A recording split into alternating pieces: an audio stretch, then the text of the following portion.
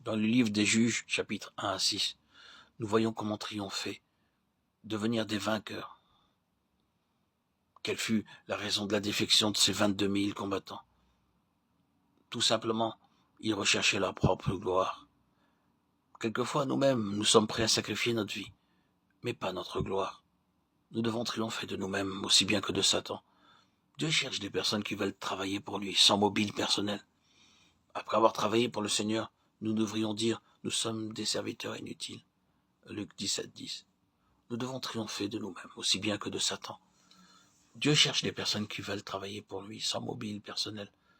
Après avoir travaillé pour le Seigneur, nous devrions dire « Nous sommes des serviteurs inutiles ». Luc 17, 10. Nous devons oublier combien de champs nous avons labourés et le nombre des brebis que nous avons surveillées. Dieu ne partagera pas sa gloire avec nous, si secrètement nous espérons quelque chose pour nous-mêmes. Nous ferons partie de ceux qui ont été disqualifiés.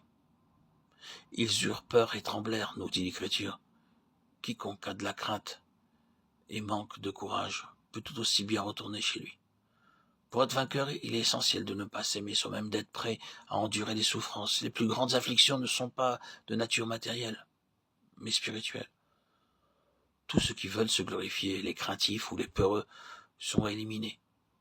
La victoire ne réside pas dans le nombre, mais dans une connaissance intime de Dieu. L'épreuve était en fait une toute petite chose.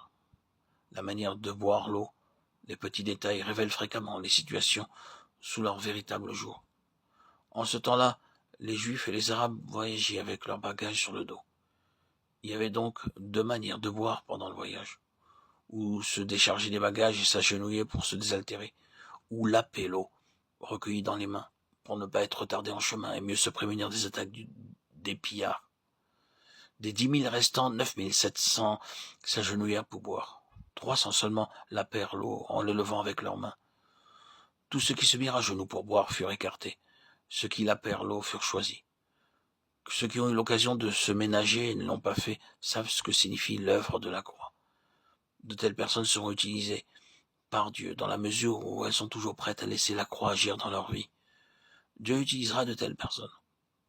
Ainsi, sur la base des 3 critères divins pour devenir un vainqueur, nous devons être pleinement voués à la gloire du Seigneur, n'avoir peur de rien et laisser agir la croix en nous.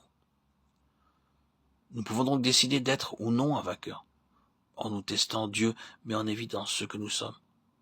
Notre réaction face à cette épreuve fera de nous un vainqueur ou non. Connaître la réalité de la victoire de la croix dans sa vie est nécessaire pour le maintien de cette victoire.